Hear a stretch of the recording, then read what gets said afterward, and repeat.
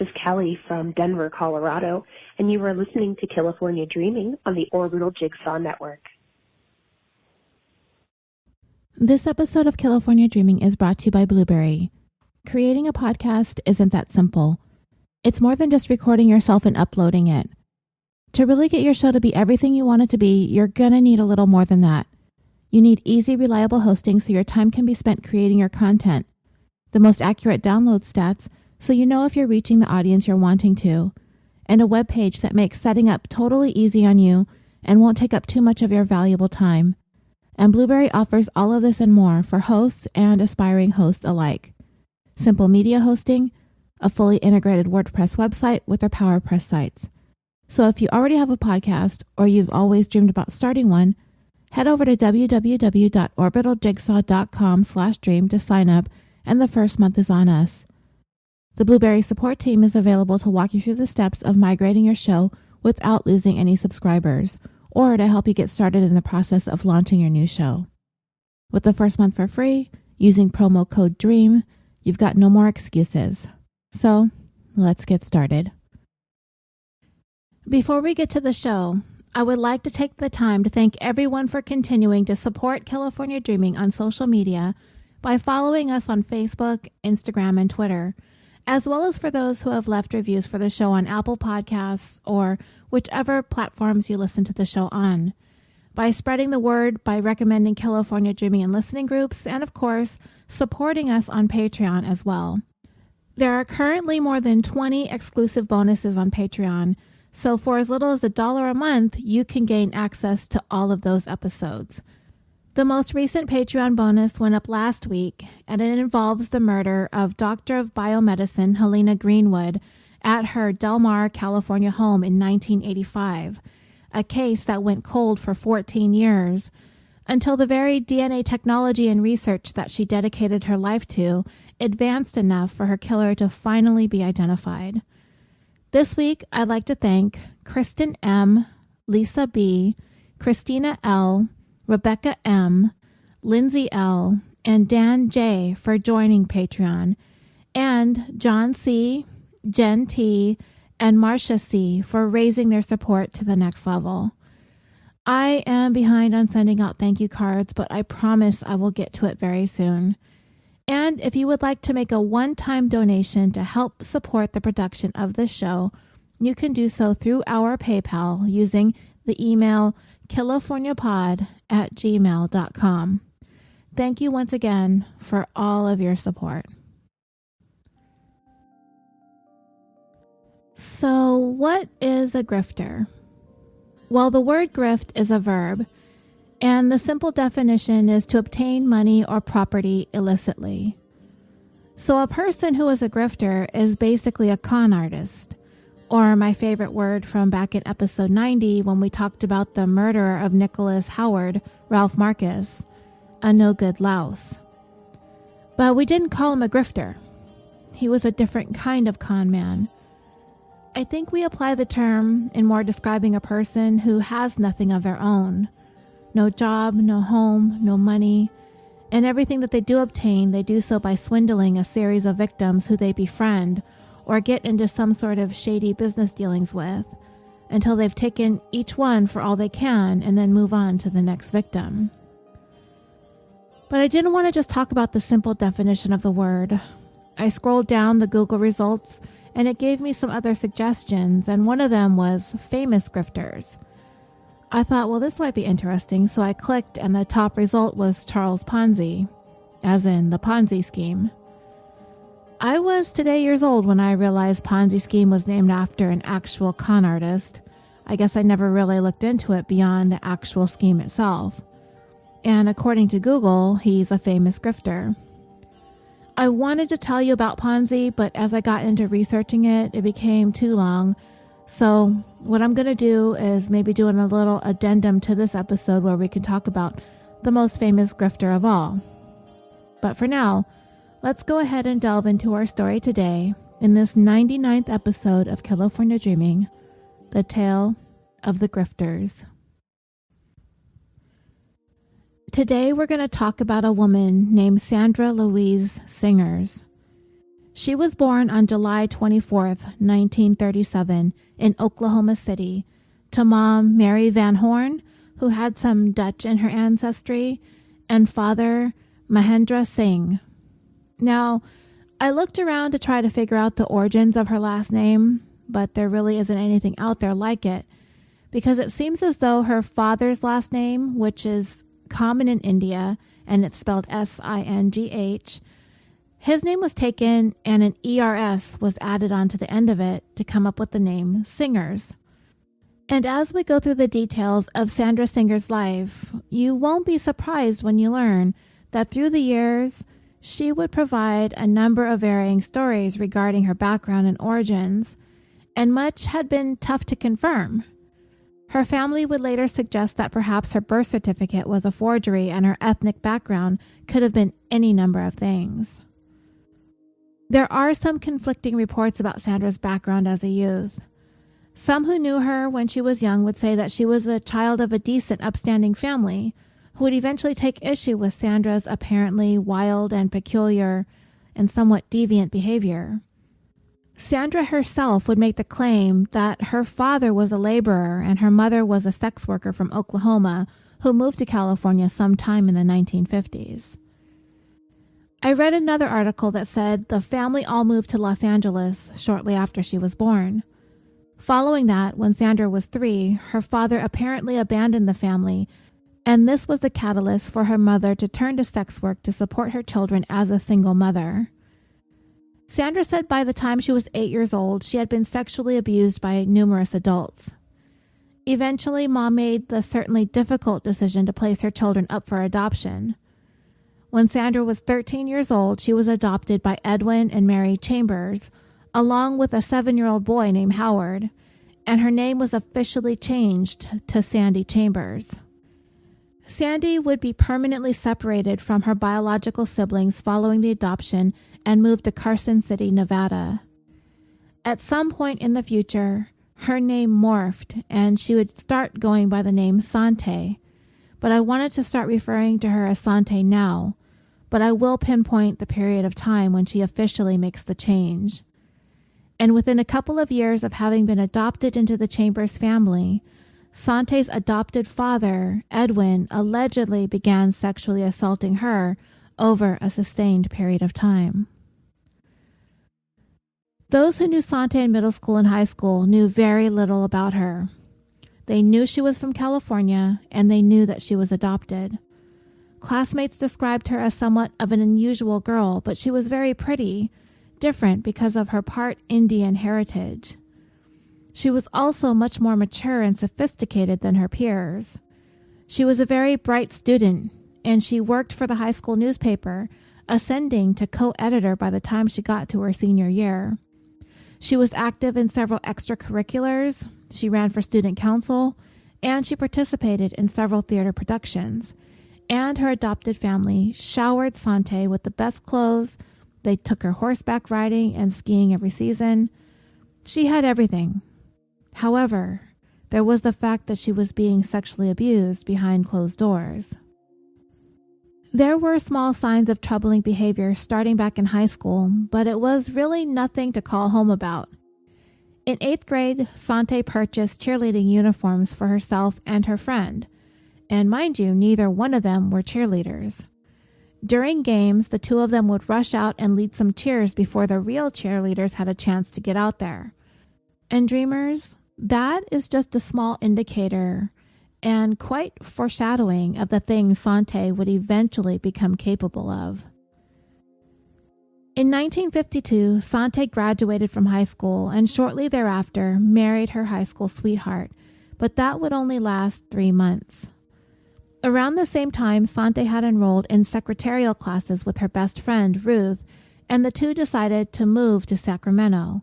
And within a year, they moved to San Francisco, and then in another year, they moved again, this time to Santa Barbara, where they both enrolled at the University of California, Santa Barbara, where they took some journalism classes.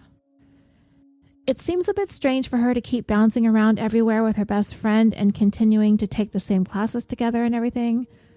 But then towards the end of the semester, Sante used Ruth's boyfriend's father's name to open a credit card account at a local department store and charged $400 in purchases, and then she vanished. So it seems as though Sante stayed somewhat attached to her friend because she had an agenda. And I believe she was probably using her friend the whole time. And this would not be the first time Sante would fleece people out of their money. So the following year, Sante married an army officer by the name of Lee Powers. Now, I don't know if he married her because he genuinely felt as though she was the one and loved her, or if he married her because it was the right thing to do in his mind because she told him that she was pregnant. Turns out she wasn't. The couple would stay together for a little more than a year until at one point, Lee decided that in his post-army career, he wanted to be a teacher. And that seemed to turn Sante off. It's not clear if she preferred him in the military, if she liked the traveling, or if she liked him being away or deployed, but also him discharging from the army and going to college and settling down with him working as a school teacher possibly meant becoming a suburban housewife, and that was not something Sante wanted. So she left the marriage in 1957. The same year she divorced Lee, Sante, now 23 years old, married again, this time to an on-again, off-again high school flame named Ed Walker. The couple would end up settling down in Sacramento, California. 3 years into the marriage, on Christmas Day of 1960, their home caught on fire. And this would become the first arson Sante, 26 years old at the time, was suspected of committing in order to collect insurance money, though it is unclear if she was investigated for it at that time or if this is inferred based on the pattern of behavior she would go on to display in the years to come. The fire completely destroyed the kitchen, but the rest of the house survived, and Sante was able to collect $10,000 for her losses. Also in 1960, Sante had her first known brush with law enforcement when she was arrested for shoplifting a hairdryer. It is following this arrest that she dropped her given name and began going by Sante. She also decided that the money that she received from the insurance for the fire damages was not enough and sued them for $6,000 more, claiming further damages to property and belongings. And then, on September 27, 1962, when Sante was 28 years old, she gave birth to her and her husband Ed's only child, Kent. Then, within months of Kent's birth, Sante was hit with a pretty major scandal. Her name appeared in their local newspaper, calling her out for having an adulterous affair. How awkward is that, to have your name printed in the news because of an affair? I don't know what the laws were on the books at the time. I could only find current laws, but as it stands, 19 out of 50 of our states still have adultery statutes on the books, but it is rarely prosecuted. That would be really something interesting to look into one of these days, adultery being illegal.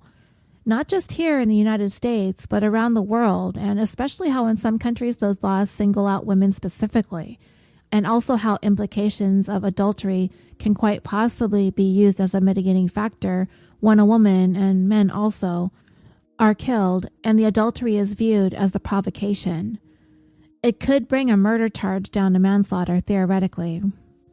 Sorry, off topic. I just thought it was interesting, and something private like your name being put in the newspapers because of an affair used to be a thing.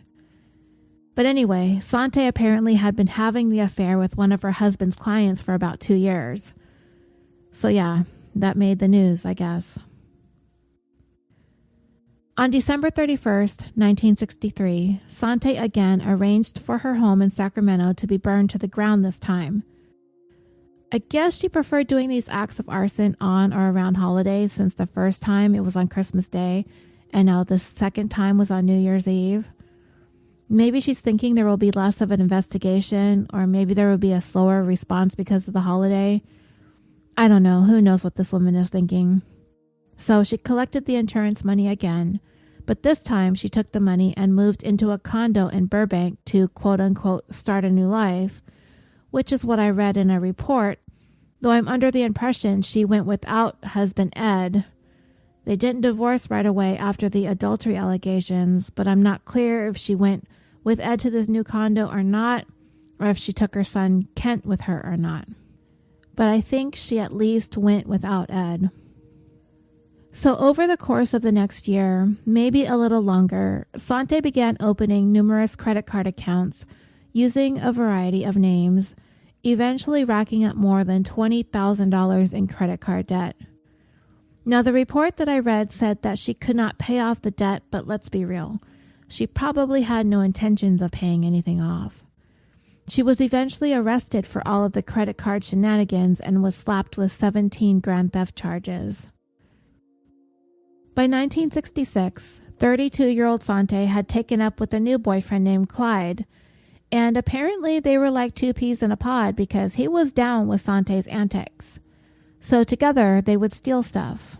What specifically, I was not able to ascertain, but just stuff, things you would find in a house, maybe electronics of the time, jewelry, furnishings, things like that, because what they would do was take all the stolen items to a house that Clyde owned in Palm Springs, California, and then they burned the house down, filed the insurance claim listing all of the stolen things that they had stockpiled in the house, and were able to collect on that. Also around the same time, Sante had a home in Laurel Canyon, which is a Los Angeles neighborhood located in the Hollywood Hills area of the Santa Monica Mountains, so it's not too shabby. And it was given to Sante as a gift from her husband Ed, the one she committed adultery on. Yeah, he gave her a Laurel Canyon house. Well, she burnt half that house down too and collected the insurance payout on that as well. By 1967, Sante, 33 years old by this time, filed for a divorce from Ed finally. She had Kent with her the majority of the time, but they tended to move around a lot, never really settling down in one place. Over the next couple years, Sante was still in this relationship with Clyde and was still continuing to pursue her career as a professional menace. In 1968, she caught wind that her now ex-husband Ed has a new love interest, and in an anger-fueled rampage, she went searching for said love interest. She smashed up some of Ed's car windows, and a few weeks later, she managed to track this girlfriend down in a parking lot and proceeded to assault her by grabbing this poor woman by the hair and dragging her around. And then on Christmas Eve, the animosity towards Ed culminated in Sante and Clyde attacking Ed by firing a gun at him, but the gun was loaded with blanks, fortunately. By the early 1970s, Sante was getting into her late 30s. Her son Kent was about to turn double digits. 10 years old. So she decided to drag him into her life of crime by having him sneak into houses and steal things at her behest. Now, it might be worth mentioning that Sante fancied herself as a very high society type of woman. She had a dramatic look about her that has often been compared to Elizabeth Taylor. She was beautiful, no doubt about that, and she played it up as much as she possibly could. Yet all the while, all of this nefarious behavior is going on in the background. She was always very glamorous, with big hair, lots of makeup, dripping in jewels. I mean, she really did look like a Liz Taylor knockoff, to be honest. Her attorney would later on sum it up pretty aptly when he said she always tried to give off this air of innocence and femininity, when the reality was she was a pretty hardcore bitch. There was just this side of Sante that thrived when it came to committing crimes and creating mischief in her life and in the life of her son. And she really had no shame about it, known to do some pretty brazen things, but that probably goes without saying. Someone had shared a story about Sante. She was at some night spot, like a restaurant or a bar, and she saw hanging on a chair was an unattended mink coat. Sante decided that she wanted that coat, so she walked over and took it. We'll come back later on to this mink coat incident a little bit later in the story. And it was apparent that when it came to marriage, Sante had been looking for just the right guy, meaning a guy with a lot of money, and she was quite unapologetic about it. Her own son Kent said that she obsessed over it. And finally, she pretty much hit the jackpot in 1971 when she met Kenneth Kimes Sr. He was a self-made millionaire with an estimated net worth at the time of about $22 million, which when I put that into the inflation calculator would be about $140 million today. He earned his fortune in real estate and construction and from purchasing and reselling hotels in Anaheim, California that were in close proximity to Disneyland. Now, it isn't quite clear when Ken and Sante got married, or even if they really did or not, because according to her son, there never really was a wedding or anything that officially took place. He described it as sort of a transition. I've read reports that Sante and Ken never did get married, but she did take his last name regardless. And finally, Sante had Ken, a man who was able to give her everything she ever wanted in life. The most amazing and glamorous lifestyle. They drove the best cars. She wore the best and most expensive designer clothing. They ate at the finest restaurants in town. It was definitely something Sante obsessed over, a lifestyle that she would do anything to maintain. Anything. Even though Sante had finally married up, according to her son Kent, Sante's menacing tendencies did not cease. As a matter of fact, he said she seemed to have gotten worse. She ramped up the shoplifting and other criminal behaviors, and Kent also said that his stepdad didn't really seem to mind at all. Now, I'm not so quick to feel Kent's perspective is 100% accurate when it comes to what Ken knew or didn't know or was okay with or not okay with, because I wouldn't be surprised if Sante was able to manipulate both her son and her husband into thinking what she wanted them to think and knowing what she wanted them to know. Kent thinks his stepdad lacked a certain spark in his life and his mom was able to bring about a certain amount of excitement that he really enjoyed. If that excitement included his wife being a shoplifter, maybe he might not have been all that opposed to his paramour's cunning ways after all. But let's talk more about Ken and Sante. When Sante met Ken in 1971, she was actually working as a political lobbyist for a healthcare firm based in Southern California. Ken was a transplant from Oklahoma's Dust Bowl. He owned that chain of hotels and the construction business, and he met Sante in Palm Springs. He was 6 years removed from his divorce from his first wife and 18 years older than Sante, and he was quite smitten with her. In an interview with Vanity Fair, one of Ken's relatives talked about how beautiful and fun Sante was to Ken. She catered to his needs. She completely doted on him, and he was really, really into her. But at the same time, Ken's family couldn't quite put their finger on what it was about Sante that felt off. It would end up taking quite a long time for them to puzzle piece everything together. And we've gone over a few of the things swirling around in Sante's background. Ken's family recalled Sante insinuating that she was descended from royalty. Then she would say she was related to various celebrities. The only things they felt like they knew for certain was that she hailed from Oklahoma like Ken, and she was brought up in Nevada. With Sante in his life, Ken livened up for the first time in a long time, and his family noticed the change right away. And he was also blowing money on Sante in ways he had never been known to do before. He bought her homes in Hawaii, in the Bahamas, and in Vegas, and they maintained a staff at all of them, which we will talk in more detail about later on. And Ken showered Sante with magnificently huge diamonds and jewels. As I said, Sante was still interested in running her scams though. But now she had a little bit more to work with now that she had Ken Kimes and his money in her corner. She came up with this scheme, and it's been reported that Ken was in on it, but undoubtedly Sante was the mastermind behind it all. It was also something that was going to bring about some excitement and attention to Ken at the same time. So at the time, shortly after they met in 1971, the bicentennial of the United States was approaching on July 4th, 1976, which would have marked the 200th anniversary of the adoption of the Declaration of Independence, effectively parting ways with British rule, though the American Revolution would carry on for several more years following the signing. So Sante and Ken came up with this idea to try to capitalize on the bicentennial by printing and selling commemorative posters and bumper stickers. But here's the thing.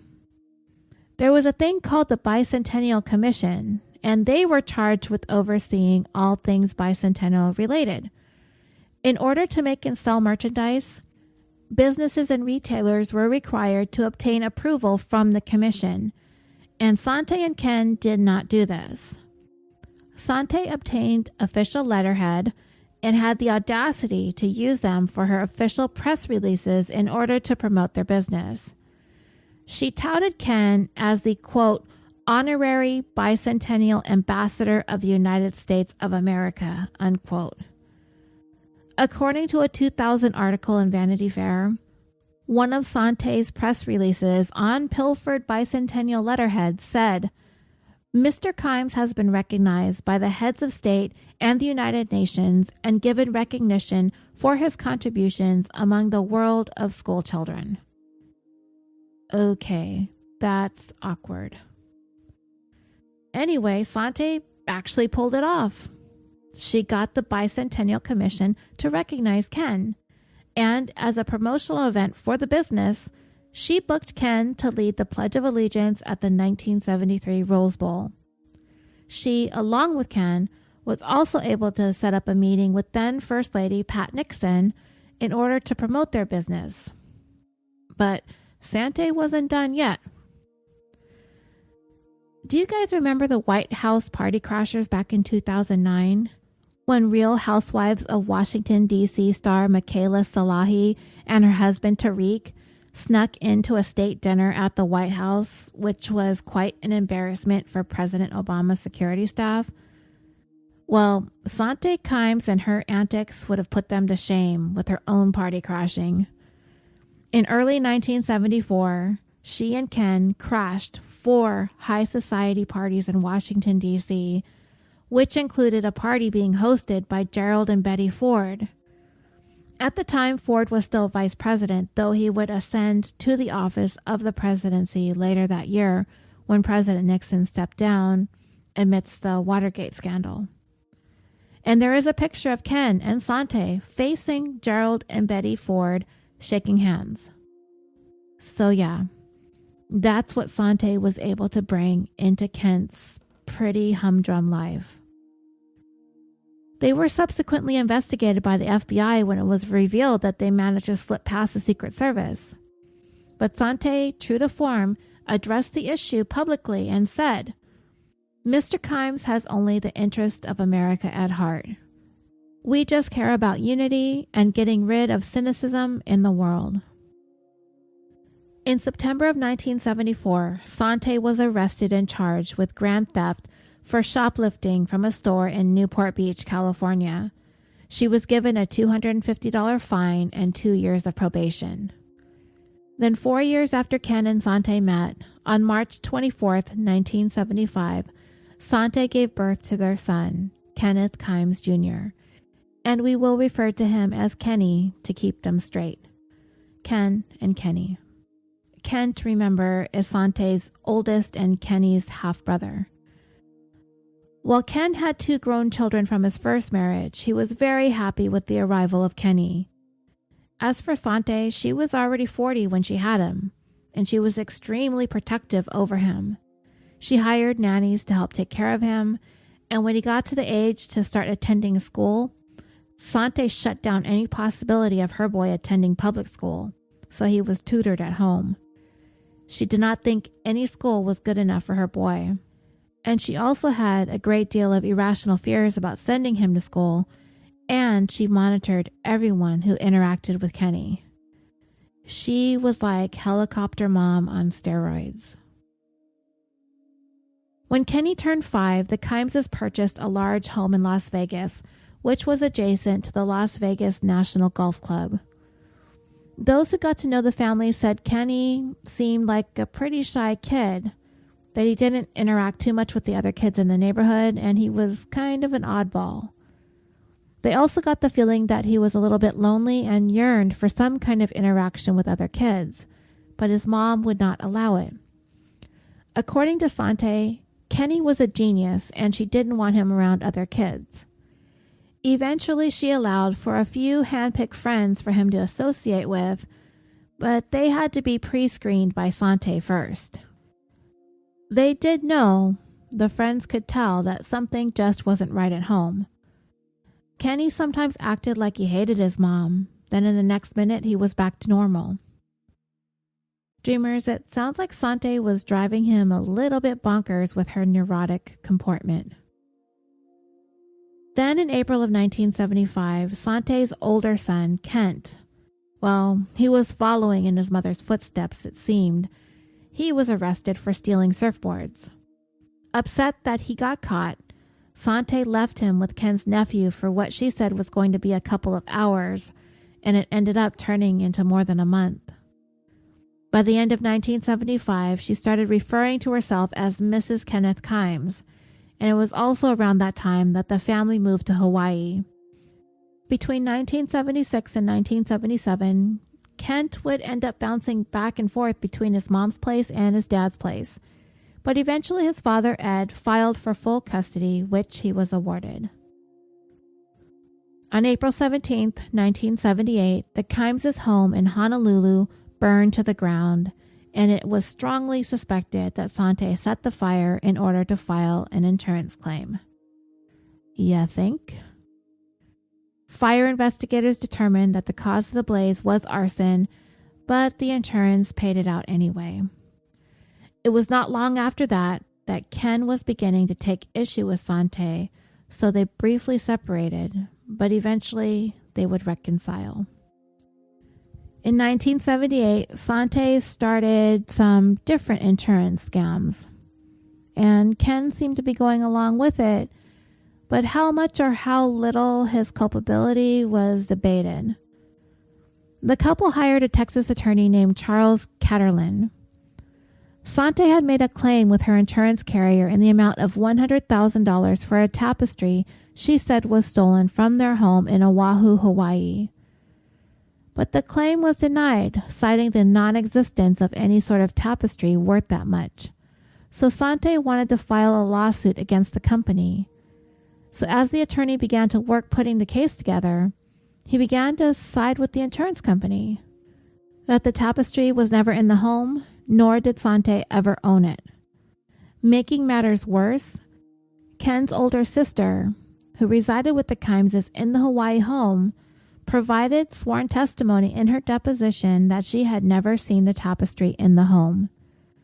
This caused Sante to become infuriated with Ken's sister, who was quite elderly at the time, according to relatives.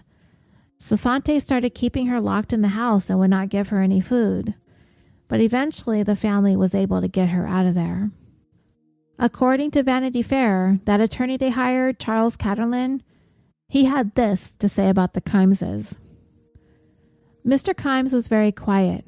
He rarely said anything. Sante was the opposite. We'd be sitting at a table in a restaurant, and 10 minutes in, she'd get up and greet someone or take a phone call. She would sweep into places and demand a telephone. The governor was going to call her, or somebody else, and people just rushed to help her because she looked like she had money. He even noticed that Sante knew more about fraud laws than anyone he had ever met before. So Sante did her homework. What a lot of nerve this lady has, right? I mean, she files a fake claim for some non-existent tapestry, and then it gets denied, and then she has the audacity to sue? That's just crazy. So Charles would later find out a lot more about his client from the insurance company itself. One of their agents told him that Sante had previously filed false claims, including one for $30,000 reporting that a Rolex had been stolen. Sante also once test drove a Cadillac and just never came back. Sante and Ken also stiffed the attorney, never ponying up the retainer fee, but because he wasn't able to track them down, he was never able to have them served. The address he had on them in Hawaii, well, they were no longer there because the house burned down. While Charles was attempting to track them down, he ran a background check on Sante and found her rap sheet that was a mile or 1.61 kilometers long. Grand theft auto, petty theft, fraud, forgery. Sante had almost 24 aliases too. So yeah, his client knew a lot about the law because of all her experience as a criminal defendant. And then sometime in the summer of 1979, Sante's son Kent contacted police to report his own mother for keeping slaves in their various homes. But at the time, nothing was done and Sante wasn't investigated, though that report would come back some years later. Then sometime in 1980 or 1981, Sante had a plan for some sort of real estate scam, though the details of that are kind of unclear. She attempted to recruit the help of real estate agent Jeff David to assist her with the scam, but when she ran her idea by him, he refused to take part in it, and it was at that time Sante either hired or attempted to hire a hitman to kill him. I looked for more details about that, but I was unable to find anything further. So fast forward to 1985. Things had been going along just as they had been. Sante was up to her antics, keeping busy raising Kenny Jr., when things suddenly started becoming known. The unsavoriness of Sante was not exactly the best kept secret anymore, as she had been trying to keep it that way all these years. Remember that mink coat that we talked about earlier? You know, the one that she swiped in that bar? Well, Sante got busted for that and slapped with charges, and this was some 5 years after the fact in 1980. They were in Washington, D.C. at the time the theft occurred. Sante and Ken had left Kenny asleep in the hotel room and went down to the bar. That's when Sante saw the coat and took it. It was valued to be about $5,000. And Ken's family would later on say that whole thing was just for the fun of stealing it because Sante owned a number of mink coats that Ken had gifted her. So it wasn't like she didn't have a collection of her own.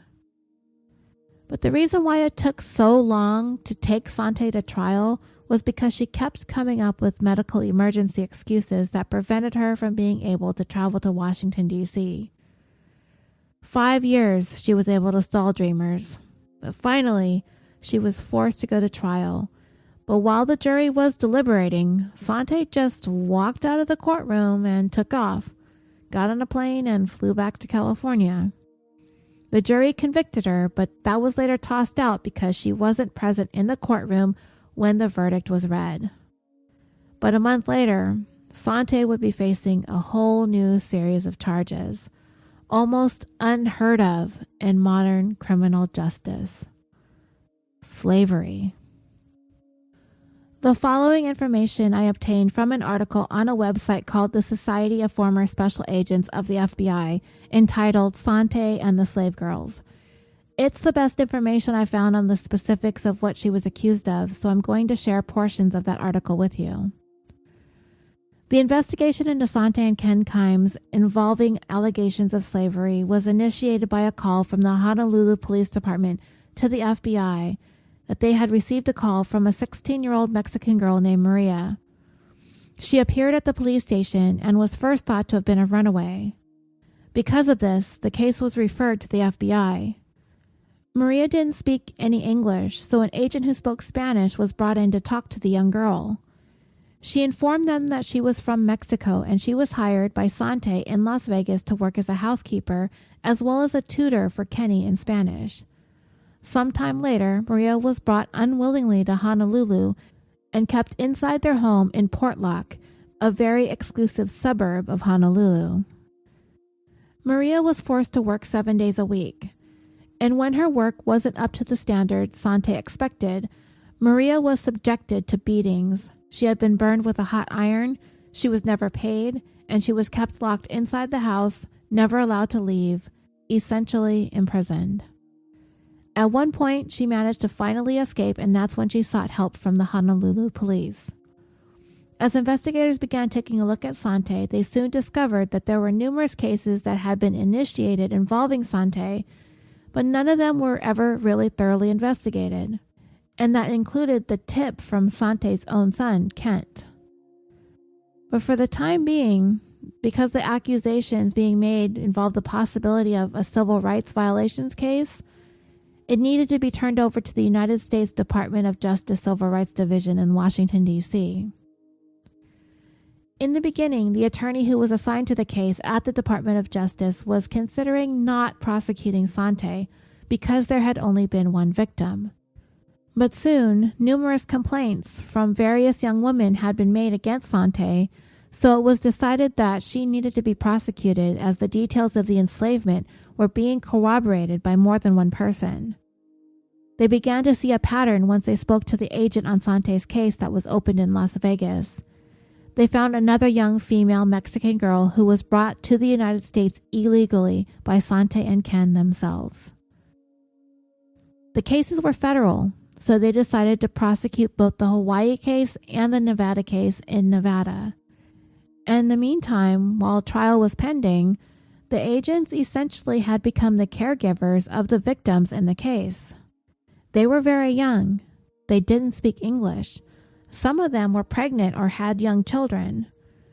All of the young women, all between the ages of 14 and 20, told the same stories. They were threatened, burned, pushed into scalding hot showers, beaten with belts and coat hangers, forced to work impossibly long hours, never paid, and held locked inside the various homes owned by Sante. A woman named Cynthia Montano was one of Kenny's tutors. She traveled with the family to Mexico and was instructed by Sante to seek out teenage girls who did not speak English and hire them to work as maids. She was instructed to reassure the families of these girls that they would be very well paid and well cared for. They'd have regularly scheduled days off, and they would be allowed to travel freely to Mexico whenever they wanted. They were all subsequently smuggled into the United States by Sante, and possibly Ken too, as his role in all of this is questionable. But rather than being given what they were promised, pay, days off, treated well, they were treated terribly by Sante. She placed them at the various homes that she owned to provide free labor. In other words, slave labor. As the case against the Kimeses was building, the media started paying attention to this extraordinary case of enslavement. Sante and Ken were both indicted by a grand jury, and a warrant for their arrest was issued. They were a little bit difficult to track down, though. The FBI attempted to take them into custody in their Hawaiian home, but nobody was there. Eventually, the Kimeses were tracked down at a home in La Jolla, California, and both of them were taken into custody on August 3rd, 1985, and extradited to Las Vegas. Ken was released on bail, but Sante would be made to sit in prison to await trial. But somehow, Sante managed to talk a corrections officer into letting her out on December 30th, 1985. But she was quickly picked up when a bartender at the Elbow Room Bar in Vegas called in a tip that she was there. Her trial began 2 months later in February of 1986, and she was found guilty of 14 out of the 16 counts that she was facing, which included keeping slaves, transporting illegal immigrants into the United States, escaping from prison, and conspiracy. Sante by then was 51 years old and was sentenced to the maximum the judge was allowed to give her, 5 years in federal prison. In doing so, the judge told her that her acts were reprehensible, that she engaged in the long-standing acidity of bringing illegal immigrants into the United States, and has displayed a pattern of complete disregard of the laws of this country. Ken was allowed to plead guilty to some of the lesser charges and paid a fine. Sante would end up serving 3 years of her sentence. Some years later, her son Kenny said that those were the 3 greatest years of his life. His father not only welcomed friends into Kenny's life, he attended public school for the first time. Ken Sr. sold some of the motels that he operated and cut back on his demanding work schedule in order to spend more time with Kenny. Ken became one of the favorite neighborhood dads, one of the nicest guys, and he really took the opportunity to connect with his son in Sante's absence. Kind of makes you wish she'd stay in there forever, doesn't it? Or Ken Sr. would take Ken Jr. and just run away from her. He could have, but he didn't. Sante just had too much power over both of them. While she was in prison for the slavery thing, she was brought back to Washington, D.C. for the mink coat thing, for which she was convicted again and sentenced to 3 to 9 years in prison. But she appealed it, and just before her 1989 release date, that conviction was overturned again. When she was released from prison, Kenny apparently had a visceral reaction to her return. So much so that not long after she got back, Kenny actually was reported to have assaulted her. But Sante Kimes was a woman who would not be stopped. She made arrangements for all of them to travel the world to celebrate her getting out of prison. Kenny was yanked out of school, and they started bouncing around again from place to place. It got so bad that Kenny sent a letter with money to one of his friends, begging him to hire someone to kill his mom. The stability Ken was able to establish for his son was completely dismantled by Sante's mayhem machine. After Sante got out of prison, her former housekeepers she essentially kept as prisoners filed a $35 million civil lawsuit against the Kimeses. For the case, they retained the services of attorney Doug Crawford, and it immediately stood out to him how impossible it was for Sante to ever be pleased, and he could feel the terror that she rained down on her son, and likely his father as well. Doug told Vanity Fair that Sante had become obsessed with the civil action against her, and he quickly realized that Sante herself was very adept at interpreting the law as it is written. She drafted case summaries. She made pages of notes involving their strategies and plans. She had lists of witnesses. She drafted outlines of affidavits that she wanted. And all of that would be sent up to Doug almost on a daily basis with specific orders as to what to do, how to do it, and when to do it. Of Sante, he said, "She was a very imposing figure and a persuasive figure, and you ended up doing what she wanted you to do. She called me honey or dear, but she also made it clear that the threat of malpractice hung over our relationship." Doug Crawford ended up settling the case. Then, in October of 1990, Doug's law offices in Las Vegas was firebombed. Of course, knowing what we know about Sante just makes the fact that he represented her in court automatically reeks of guilt on her part. But the FBI was unable to connect her to the crime. But everyone basically knew that she was responsible. She maintained from the beginning that the attorney representing the former housekeepers fabricated the entire story of them being abused, enslaved, and mistreated in an effort to go after their money. She made the allegation that their attorney, a man by the name of David Shutter, had ties with the Hawaiian Mafia, but he had actually been a neighbor of the Kimeses in Honolulu. In an effort to point the finger of blame for the firebombing at David Shutter, Sante spoke to Doug's secretary the next morning and said these words to her: "Honey, I knew he would get you." Doug told Vanity Fair, "She would torture maids to make them subservient to her petty needs. She would torch my office to fit her legal case. She has no empathy. I remember I went to Geronimo Way, and Dreamers, that's their Vegas house, to investigate the facts of the case. Upstairs, there is a long hallway with bedrooms off the corridor. Sante said, 'This is where the maids were. and I went in each room, and 3 or 4 rooms had deadbolts on the doors, on the outside. These were prison cells. I was looking at one, and I got chills. I turned around, and there was Sante.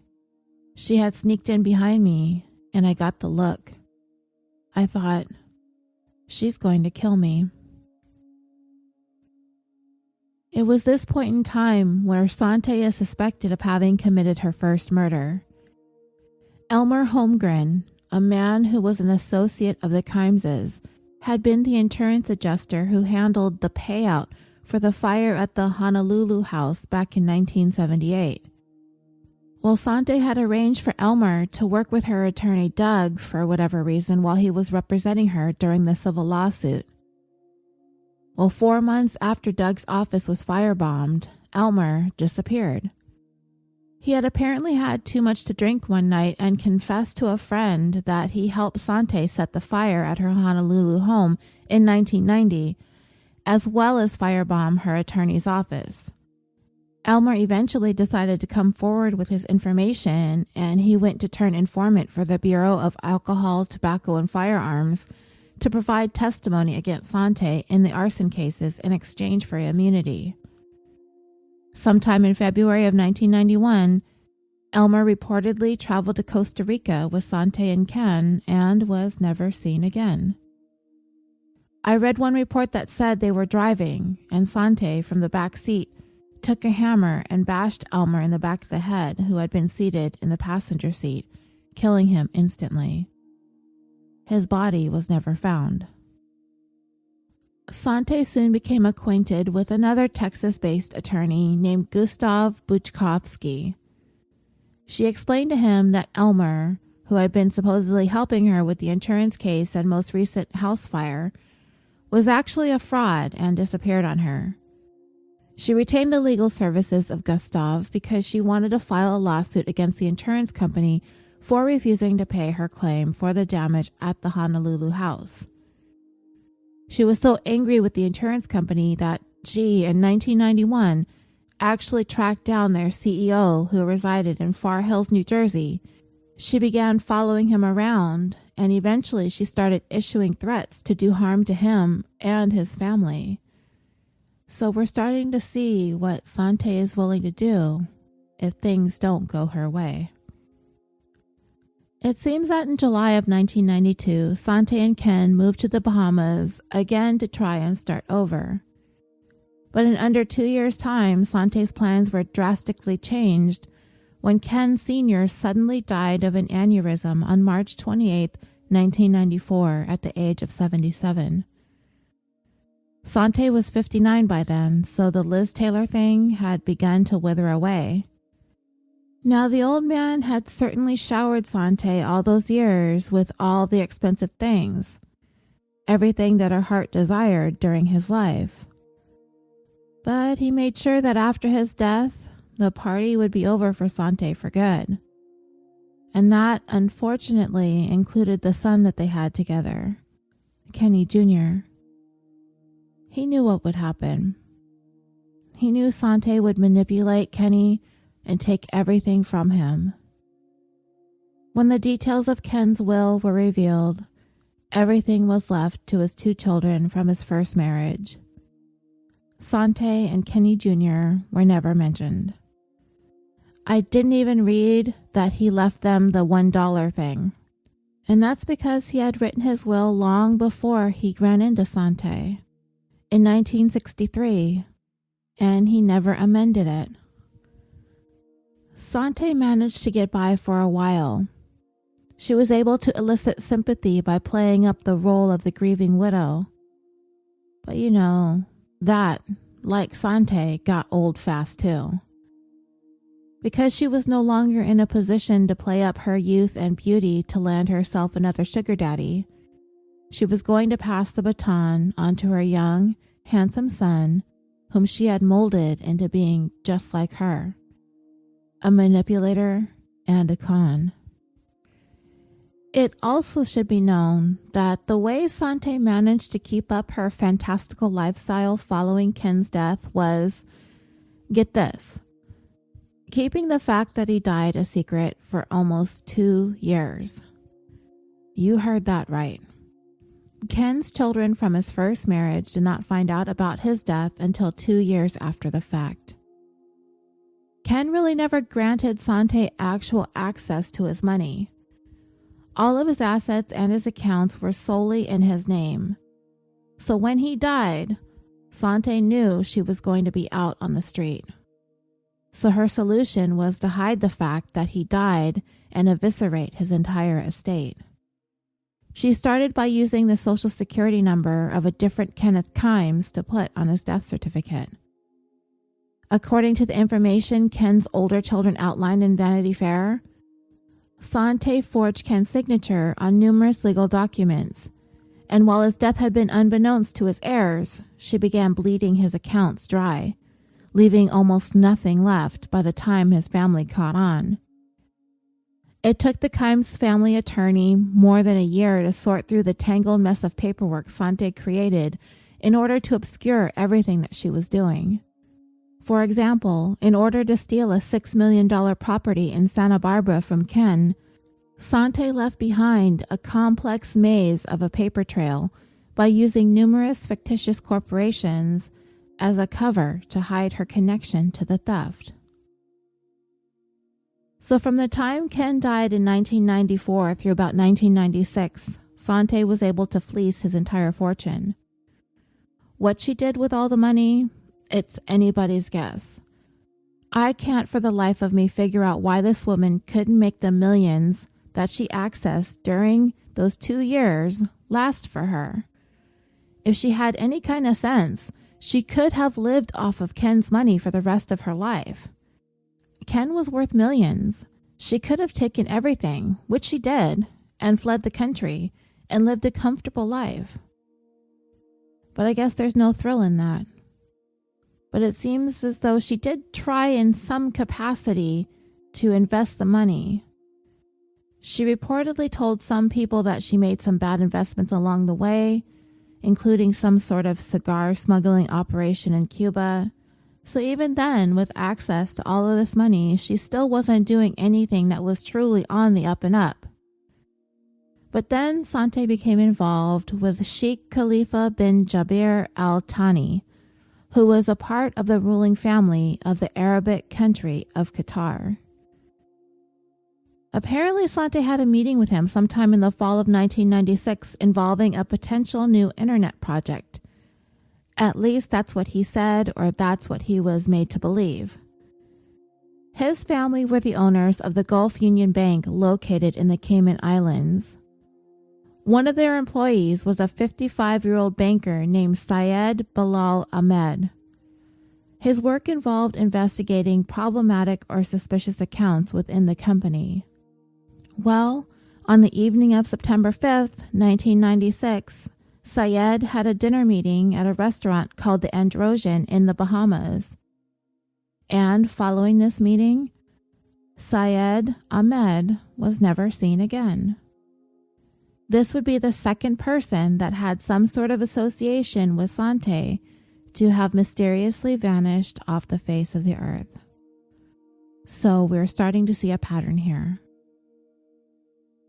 Now, the only reason this information was uncovered was because Ken's older kids and rightful heirs by this time had become aware that their father was deceased and Sante was actively draining his estate, so they hired a private investigator named John Dottie to investigate Sante and attempt to track down as much as they could and to stop her.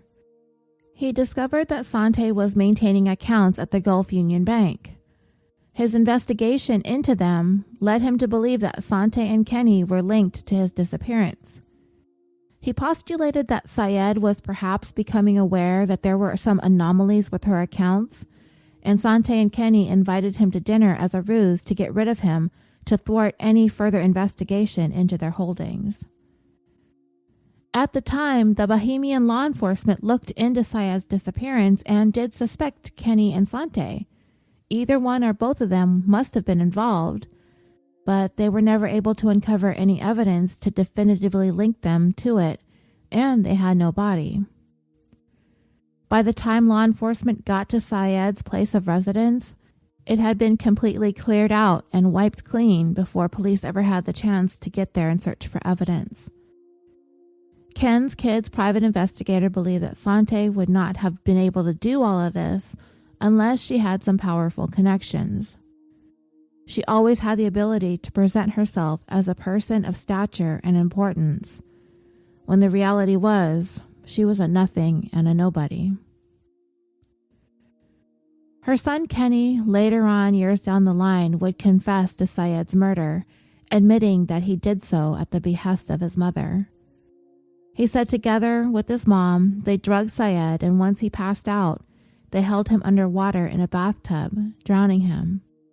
They dumped his body off the coast somewhere, and his remains were never found, and no charges would ever be filed against either Sante or Kenny, despite their confession. Sante, of course, denied knowing anything about Syed's disappearance. She denied any involvement and maintains the only reason Kenny would say something like that was because he was looking at a potential death sentence in another case. And we'll get to that someday, I hope. There's so much crime, huh? And dreamers, for all Sante has done, everything that she would be accused of, never, not one time, would she ever admit to any sort of wrongdoing. It was all everybody else's fault. The whole world conspired against her every step of the way. It's quite interesting to watch interviews with her and all the stammering and ridiculousness that spews from her mouth. I will get into one of her interviews towards the end of this episode. It is believed that some months prior to Syed's disappearance, Kenny had teamed up with his mom to become her full-time lackey, which is really sad. How different would Kenny's life have gone if he had just been able to be with his dad and developed a relationship with his older half-siblings? But no, Sante lorded over his life, controlled and manipulated him from the day that he was born, and he remained susceptible to it even into adulthood. At least that's a common belief. There are those who think he's just as psychotic or sociopathic as his mother. Though I don't quite understand why he didn't pull away from Sante when he got older. Maybe he just felt beholden to her for whatever reason. Maybe he grew up afraid of her and that never changed, seeing as how he saw how she controlled his dad his entire life. I mean, yeah, he's responsible for his own actions, but I do believe he would not be where he is now if not for Sante's unrelenting influence. And it only got worse once his dad was gone. Kenny was on the straight and narrow by 1996. He was 21 years old. He was attending school at UC Santa Barbara. But Sante went and convinced him to drop out. Can you believe this woman? Talking her child into walking away from getting a really solid education.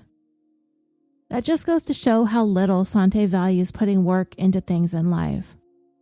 While Kenny was attending college, he rented a room from Alan and Trish Kajje, and they got to see firsthand what Sante was like, how she treated Kenny, and they were very troubled by what they were finding out about this woman. They felt as though Kenny's feelings about his mom were a little bit muddled. When she would come visit, she slept in Kenny's room, even if other options were available, and she insisted on it. Now, dreamers, I guess I really hadn't thought about it much before because I don't have a son. I have a daughter, and if we sleep in the same bed for some reason, neither one of us would have had an issue with it, except I think we're both blanket hogs. But if other options were open, I'm pretty sure we'd both prefer that. As for my husband, I'm fairly certain he would not like sharing a bed with his mom. I'd even go so far as to say he'd rather sleep on a cement slab. My husband's dad is coming to visit us next month, and we're going to give him our bed, and I'm going to sleep in my daughter's room with her, and David's going to sleep on the couch. I mean, that seems like a normal arrangement for a visit. But yeah, the couple Kenny lived with thought it was weird that they slept together when she visited. There would later on be some insinuations that there was some incest involved in their relationship, but that's never really been substantiated, so I'm not even going to go into it. The Kotsches described either witnessing or overhearing some really vicious fights and arguments. And then there was like a makeup period. If Kenny had any girlfriends, Sante despised them all. And she controlled his finances too. If he ever pushed back, she pushed harder, always coming out on top of every argument. I can just see her relentlessly, verbally beating Kenny down into defeat. Then, according to the Kotsches, Sante made some kind of attempt to run a scam on them, so after that they refused to have any more to do with her. She was no longer welcome in their home. Even Alan Kotsche, who was a former California Highway Patrol officer, said it took him some time, but he eventually came to realize how evil of a woman Sante Kimes really was. They had no problem with Kenny, though. He really seemed to have become a part of the family while he stayed there attending school. He'd help babysit the kids. He was excellent in the kitchen. Completely 100% trusted the young man. Kenny moved out sometime late in 1995, and it seemed from there, his life began showing some cracks. Sometime in the fall of '95, a female student at Santa Barbara reported a complaint against Kenny. They allegedly became involved in some kind of verbal altercation when it escalated to the point where Kenny began screaming at her, yelling at her that she was a classless bitch, a slut, and a whore. Things that he had been known to say about Sante, too. The last time Alan and Trish Kotsche ever saw Kenny and Sante was in late 1997.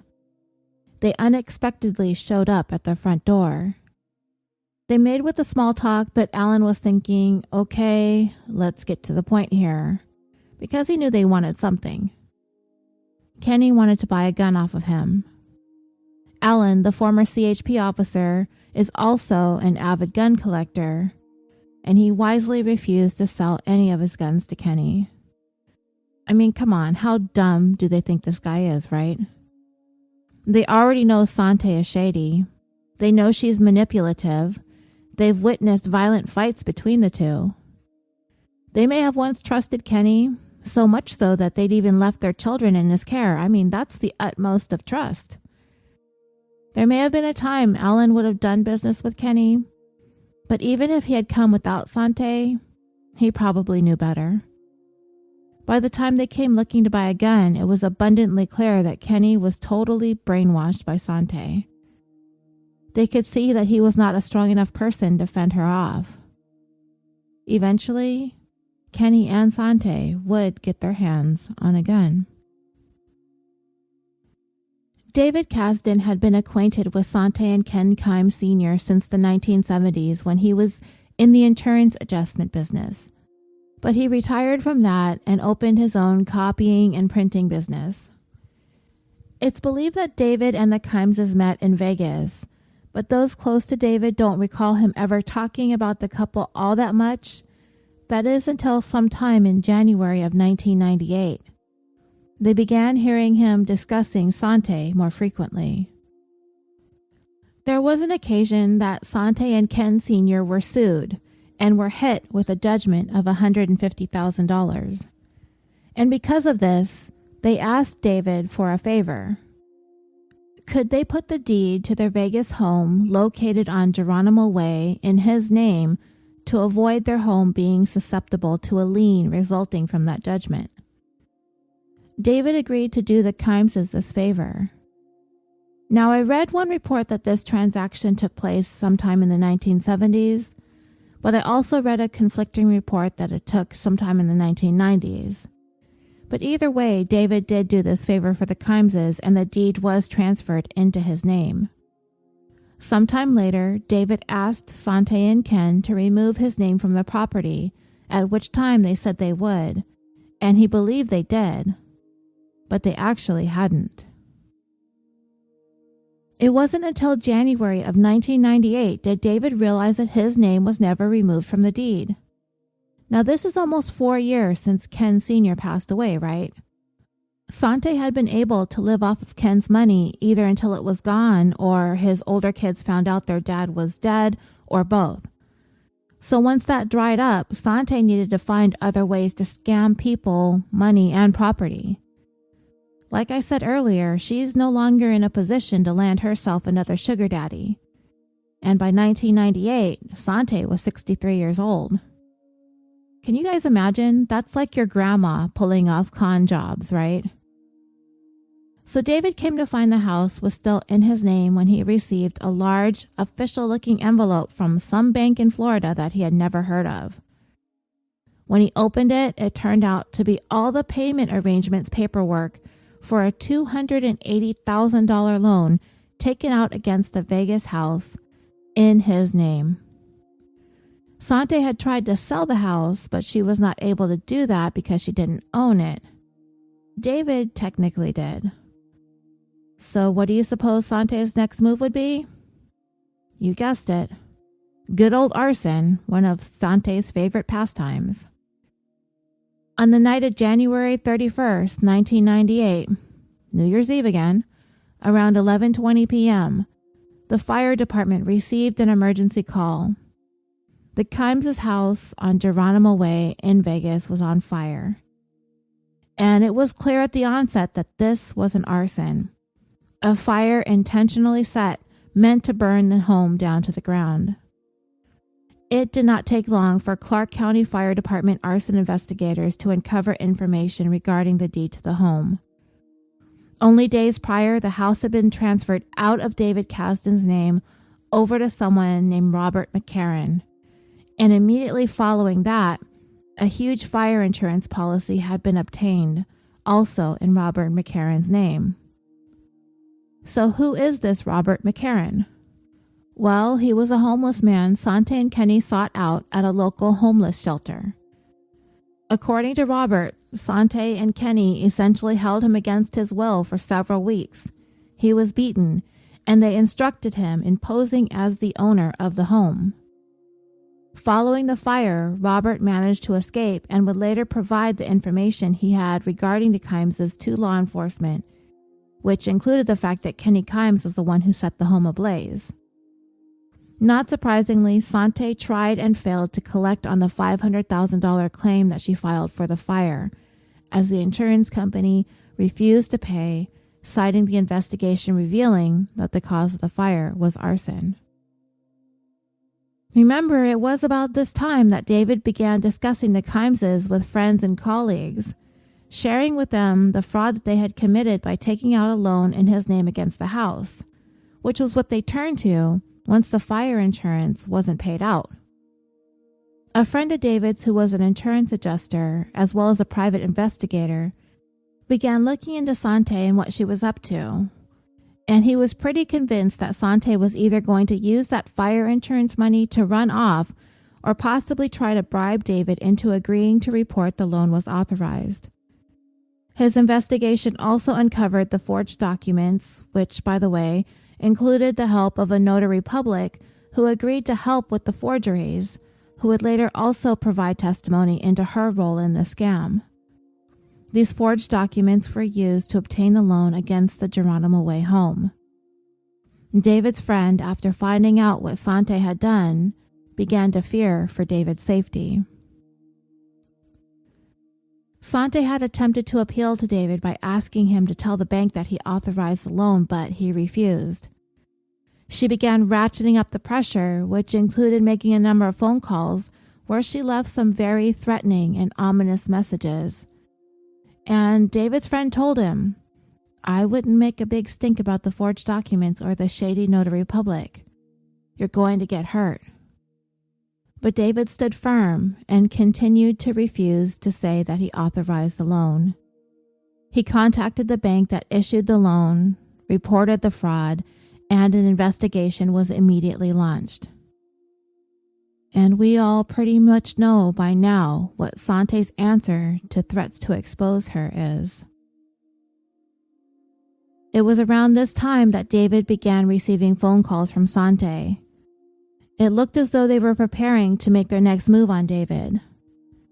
Using the aliases Manny and Sandy Guerrero, mother and son, they rented a couple of rooms in a mansion located in Brentwood, about a 16-mile or 26-kilometer drive from where David lived.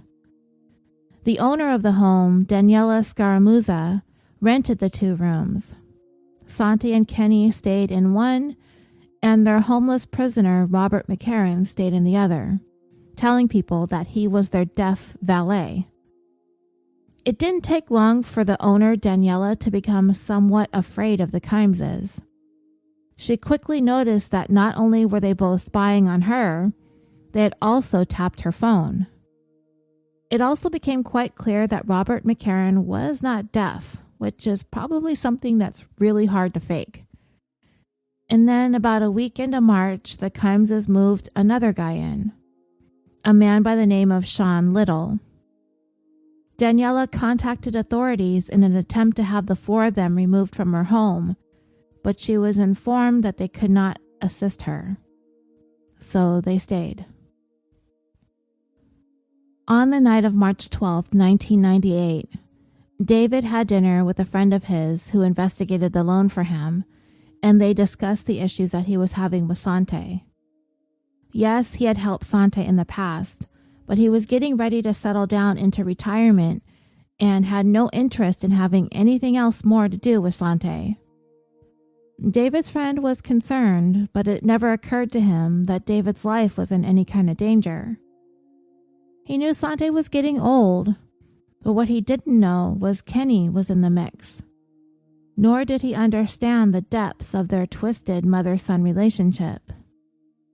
This would be the last time he would ever see his friend David alive.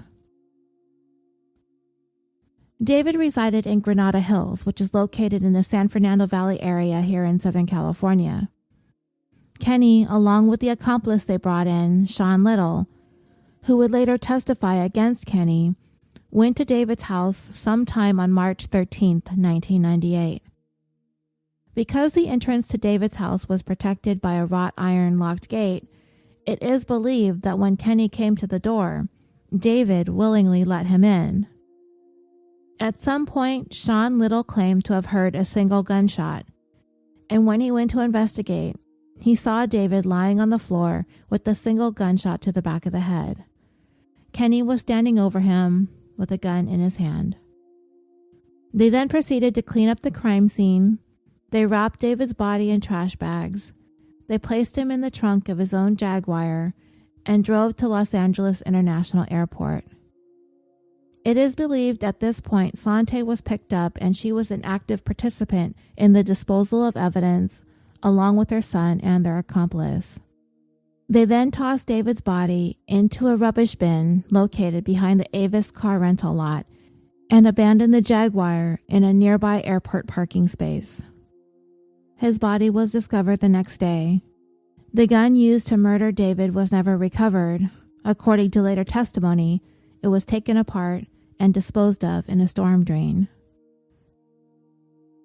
2 weeks after David's murder, Sante and Kenny moved out of Daniela's home, much to her relief, I'm sure, and they also quickly got out of Southern California too, as they had become suspects as soon as David's body was discovered. David had been talking to his friends about the Kimeses and what they had done in terms of obtaining that loan fraudulently in his name, as well as the threats that they had been making.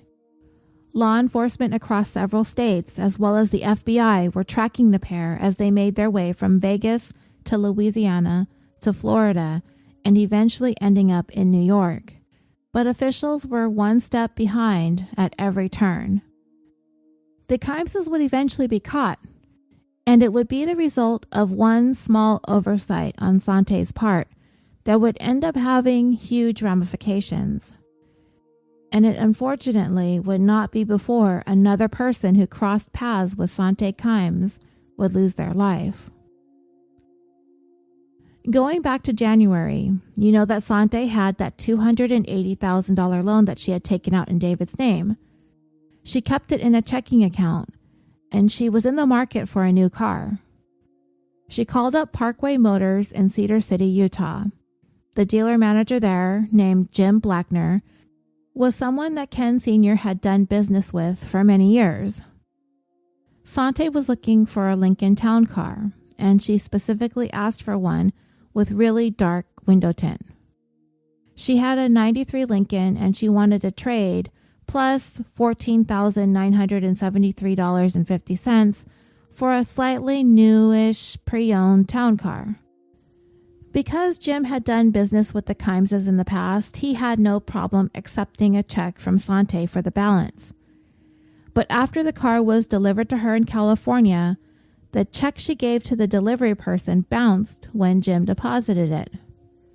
She explained that there must have been a mix-up. Maybe she gave him a check from a wrong account, and she was pretty apologetic.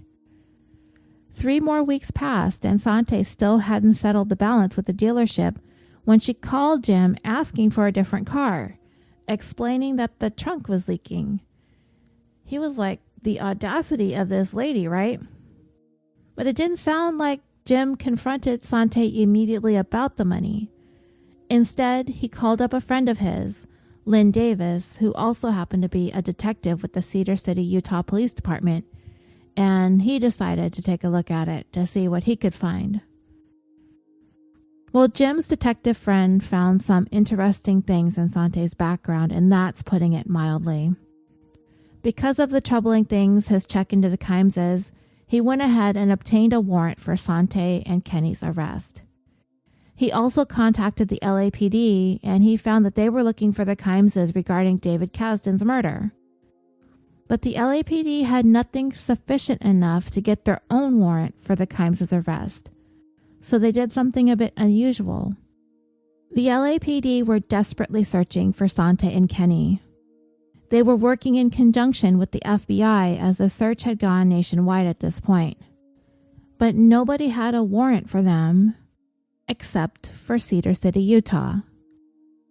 If they successfully brought Sante and Kenny Kimes into custody, would the Cedar City Police Department hang on to that warrant so they'd be able to get them into custody and keep them into custody while they work through the mess that the Kimeses have been leaving in their wake?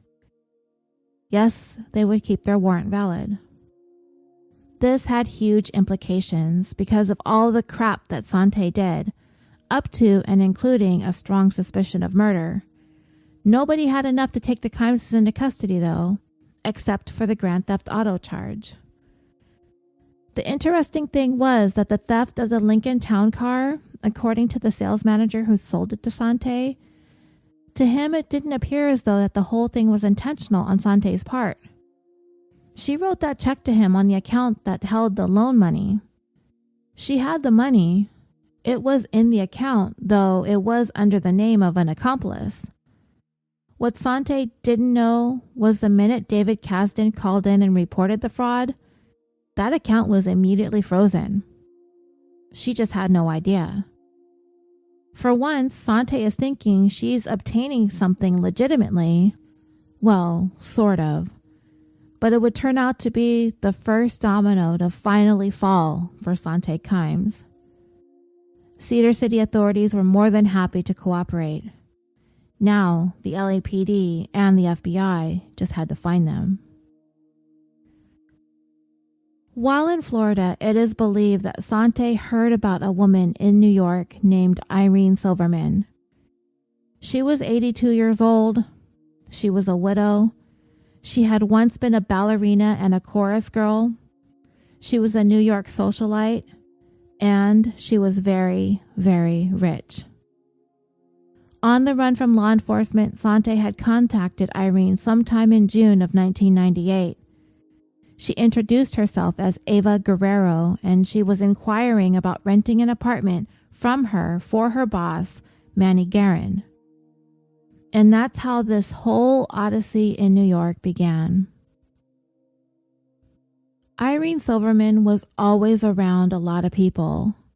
She had many friends and a staff who she completely trusted. She was active, lively, vibrant, and in pretty good shape both physically and mentally for all of her 82 years. So when she inexplicably went missing the day after the 4th of July, for which she hosted a dinner for a couple of friends at her exclusive 19th century multi-million-dollar Upper East Side home, not too many people were at first all that worried. She's Irene Silverman, everybody's friend. Everybody loved her. What could have possibly happened? In the years leading up to her encounter with the Kimeses, Irene never really left the home without a friend or a member of her staff. So for her whereabouts to not be known was strange, but she was always with someone. And her home was very secure. If she was inside, she was certainly safe. And many people knew or knew of Irene. She was very well known in Manhattan, but she did not particularly like being characterized as a wealthy socialite, as if she was some bored Upper East Side housewife. She would say, "People think I'm rich, and I am, but I've always worked." Growing up during the Depression, Irene learned early on how to support herself, and that stayed with her for her entire life. In 1941, she married one of New York's most successful mortgage brokers, Sam Silverman. He provided her with a lifetime of financial security, including homes in France, Greece, Hawaii, and New York. But the couple never had children. When he passed away in 1980, Irene was left with his entire fortune. But she wanted to leave the stuffy, regal life behind for a more relaxed, unconventional lifestyle with a close-knit group of friends. Irene was colorful, dramatic, spontaneous, and intriguing. Everything Sante Kimes tried to be, but ended up having to fake, borrow, and steal to achieve it. Irene Silverman, she was the real deal. Her Upper East Side home was nothing less than palatial.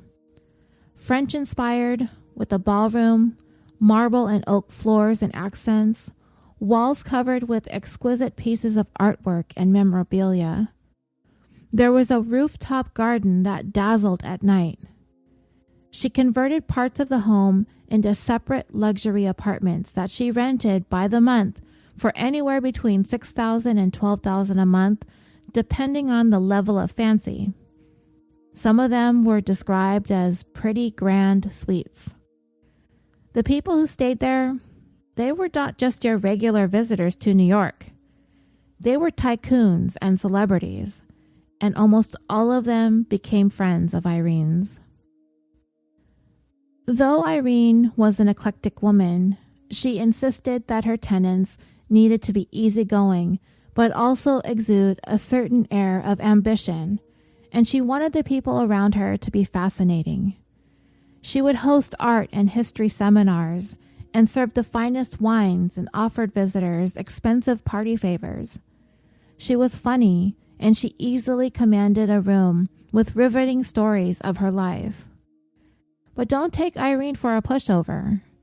When it came to business, she was on top of every detail, and she was keen to everything that was going on in her world, and her world was her home. So if Sante Kimes thought that she was going to come in here and hustle some old lady, she had another thing coming. On or about June 13th, 1998, Kenny and Sante, along with a man named Jose Alvarez that they had hired, all piled into the green Lincoln and left Florida headed to New York. Sante had become aware of Irene, her home, and her situation, and from there, Irene was in her sights. She called ahead as Eva Guerrero just a few weeks before they headed to New York and asked about renting one of her apartments for her boss, Manny Guerin. The month before they left Florida, Sante had made another call to a title company using a different fake name to ask about the terms of the deed to 20 East 65th Street, Irene's place. She called again just to make sure there had been no changes made to the title of Irene's home to make sure ownership had not changed hands, which it had not. On Sunday, June 14, 1998, Kenny Kimes, presenting himself as businessman Manny Guerin, appeared at Irene's door, asking to speak to her. He said he was from Palm Beach and he was interested in renting an apartment as he would be in town for an extended period of time for business. At first glance, Kenny was impressive. He was charming, handsome, well-spoken, dressed to the nines, and very engaging. Sante groomed him well, didn't she? He told Irene that he was referred to her by a gentleman by the name of Paul Vicari. The Vicari family owned a butcher shop in Manhattan and were longtime friends with Irene, so yeah, the Kimeses did their homework. And once he name-dropped one of Irene's good friends, Kenny was as good as gold as far as she was concerned. Irene's guard was down, but not completely, as Kenny was unable to provide any references or ID, which was something she was a stickler for. He promised he would have all of the documentation she needed by the following day, but she still vacillated. Then Kenny pulled out his wallet and took from it $6,000 in cash, 1 month's rent, and Irene was sold. She showed him to his apartment and gave him the keys. 4 days after Kenny secured the apartment on June 17th, Sante called the title company and ordered a copy of the deed to Irene's property. On June 24th, she paid cash for the documents. That same day, she sent in a request to the Lawyers Title Insurance Corporation for the documents needed to transfer a property. In the middle of all of this, she needed to figure out a way to obtain Irene's Social Security number. The property transfer transaction could not be done without it. So she first tried calling Irene with some good news. She's won an all-expenses-paid trip to fabulous Las Vegas, but in order to claim her prize, she needed to provide some information, including her Social Security number. And of course, Irene is not some gullible old lady like Sante took her for. She refused to give that information over the phone. Next, Sante called Irene's personal accountant. She said she was looking into possibly leasing one of Irene's apartments on a long-term basis and needed some of her information in order to run a background check, including her Social Security number. The accountant, too, refused to divulge Irene's personal information over the phone. At the same time, Irene started getting a not-so-good vibe about her new tenant, Kenny, whom she knew as Manny.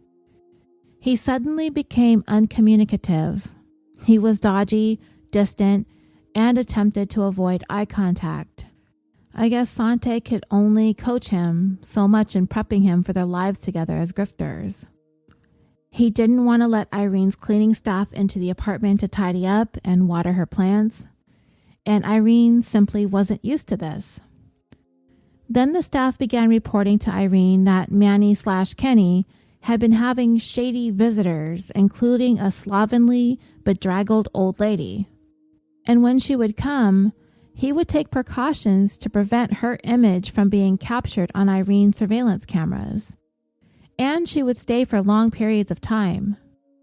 Irene took notice, too, of his attempts at avoiding cameras, turning away or looking down as he came and went. He crept in and out of the home in an unsettling manner. So concerned that something was wrong and perhaps her cameras were not capturing his image, she drew a picture of him herself. Yeah, Irene was an accomplished artist too, on top of everything else. The drawing included notes about specific features that she noticed as well about him, just in case. Irene's staff also noticed Manny/Kenny, and they did not like what they were seeing either. They felt like he was spying on Irene. When she was in her office or on the phone or speaking to visitors, they noticed him loitering nearby, attempting to be inconspicuous. The cleaning staff would find dirty footprints situated oddly close to Irene's office wall, as if someone was standing there with their ear pressed up against it to eavesdrop. One of the employees who had been with Irene for a very long time, who she considered family, named Menji Menjitsu, came to feel quite uneasy about the mysterious new tenant too, so much so that he confided in a couple of Irene's friends as to his concerns. He told them that this tenant actually tried to get him to turn his back on Irene and go work for him, telling him that Irene was exploiting him, she didn't care about him, and he would end up with nothing and no future there. Menji, along with several of the maids who heard Irene arguing with Manny/Kenny about getting those references, approached her, and they did not mince words. Do not trust this man. Give him his money back. Get the police over here and get him out. But Irene had confidence in herself. Her 80-plus years on this planet prepped her for people like him. She'd survived so many more dangerous things than this. She had no fear when it came to Kenny Kimes. Irene was also not unaware that he was spying on her. If she sensed that he was looking through a peephole in the door, she would flip him off. If she knew he was listening in on her conversations, she'd yell that Manny's next stop was about to be jail. She truly intended to handle this on her own, in her own way, just like she had always done. Manny/Kenny continued to avoid producing the references in ID, for which he kept making excuses. He kept promising to drop them off with her agent who managed her estate, but he never did. So 1 week after moving in, Irene informed him that she wanted him out. She requested that her business manager serve an eviction notice immediately. Typically tight-lipped about her personal problems, this was not the case when discussing this awful tenant of hers. And she was angry about it, but she couldn't figure out what the heck his deal was. She knew something shady was going on. She was certain her place was being used as a home base for some sort of criminal activity. She just didn't know what, and she wanted to gather more evidence before reporting it to the police. Meanwhile, Sante was keeping busy herself. With Kenny in tow, they searched for a notary public to sign a deed transfer. On July 1st, Kenny met a notary and had him come over to notarize the documents, but he refused to do so because the documents had already been signed out of his presence, and, that sort of stuff had to be done in his presence. The following day, on July 2nd, Kenny met with a second notary, but this time Sante accompanied him and introduced herself as Irene Silverman.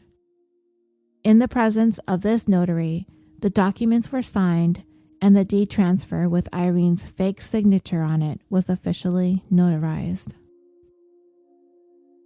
One of Irene's longtime friends, who had last seen her on June 27th, he noticed that Irene was being exceptionally careful about what she was saying, how she was saying it, and was locking doors as they went into various areas of the home to talk and discuss business. There was obviously something bothering Irene, but she really couldn't talk about it. She was afraid of putting others in danger, and she would know more the following week. Irene had scheduled a lunch date with the same friend on Thursday, July 2nd, but she called at the last minute to cancel, rescheduling for the following Wednesday. But Irene would never make their lunch date. On Saturday, July 4th, the Independence Day was quiet around Irene's home. She had given most of the staff the weekend off for the holiday. That evening, she shared dinner with two of her friends, Elva Shikreli and Carol Hansen. As they sat together in the kitchen, her friends could not help but feel that there was a sense of trepidation in the air that night. And then, as they ate, Irene directed their attention to her closed-circuit television. It was Manny/Kenny coming in, hiding his face. That too filled them with dread. They sensed something evil, especially after watching him slither by on the TV. And they could not shake that feeling that they were being watched. Elva wanted to stay the night, but Irene insisted that she was fine. Elva stayed up until after midnight, when she finally, albeit reluctantly, went home, leaving Irene sitting there in the kitchen by herself. She was poised and confident, but Elva didn't share that sentiment, and it would be the last time she would ever see Irene. The following morning, Sunday, July 5th, 1998, Arcelia, one of Irene's employees, saw her at approximately 11 in the morning. She was in her robe and house shoes in her downstairs office. Irene asked Arcelia to take her dog for a walk, as well as a few other tasks around the house. And as I said, the rest of the staff was off for the holiday weekend, so Arcelia went about her workday. By about 4 p.m., she began to notice that the place was kind of quiet. And that's when it dawned on her. She hadn't seen Irene for a while. She looked around, called out for her, but she wasn't there. And this was unusual, as she always knew when Irene came and went. She called up Menji, Irene's trusted longtime employee, and her accountant, and they too did not know anything about where Irene may have gone, nor had they heard from her. After about another hour of searching, they contacted law enforcement. Because of Irene's age, which was 82, the NYPD quickly began an investigation into her whereabouts. Whenever anyone under the age of 10 or over the age of 60 is reported missing, a large-scale neighborhood search is immediately launched, including checking hospitals, searching Irene's house top to bottom, and speaking to any potential witnesses and neighbors. And within a few hours, it became clear that someone else was missing too. Irene's newest tenant, Manny Guerin. Well, it just so happened that as the news of Irene's disappearance began to spread across New York, a detective was watching the news on TV when he saw the report and he saw the picture of the man that they were looking for, this Manny Guerin. But Manny Guerin, he soon realized, was actually a suspect he had been looking for in a case not related to Irene that involved the check fraud. His name wasn't Manny. It was Kenny Kimes. And the fraud also involved his mom, Sante.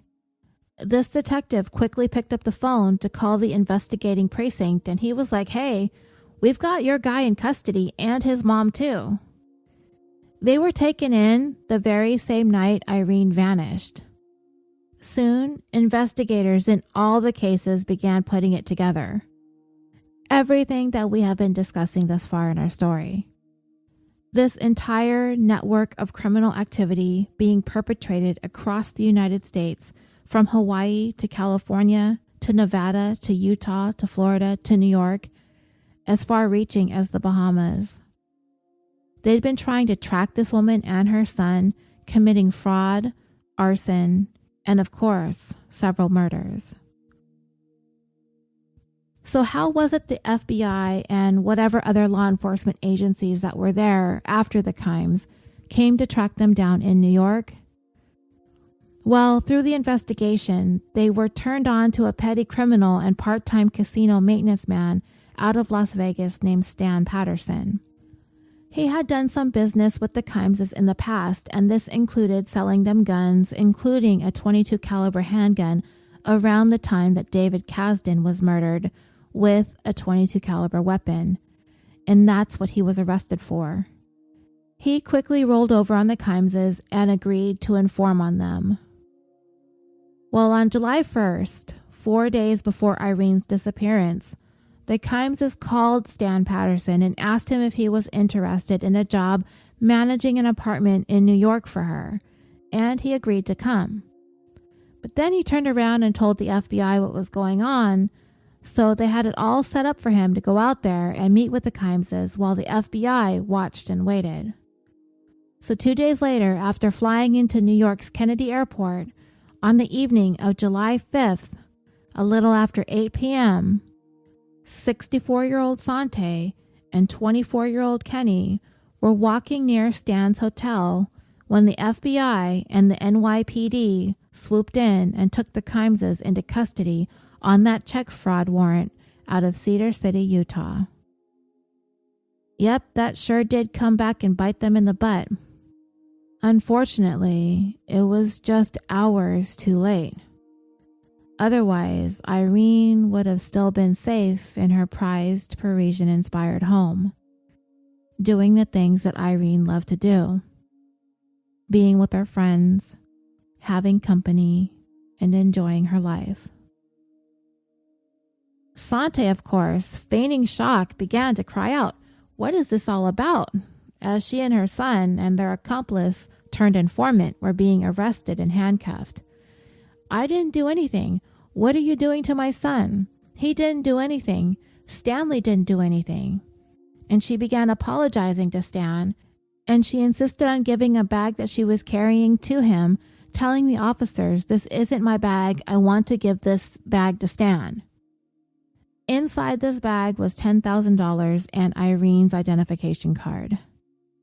And as Sante is doing everything she can to talk her way out of this predicament that she's found herself in, knowing damn well that she is taking in her final breaths of free air that she's ever going to breathe, her son Kenny, while standing there, being handcuffed, urinated in his pants. And I'm not quite sure what to make of that. So dreamers, we've gone through so many years and the laundry list of criminal activity that Sante has perpetrated over the span of her lifetime. And she's always somehow managed to wiggle her way out of ever getting into any kind of serious trouble or serious prison time. All the fires, all the fraudulent insurance claims, all the scams and thefts that she's been behind. Even with the slavery conviction, she only served 3 years for that.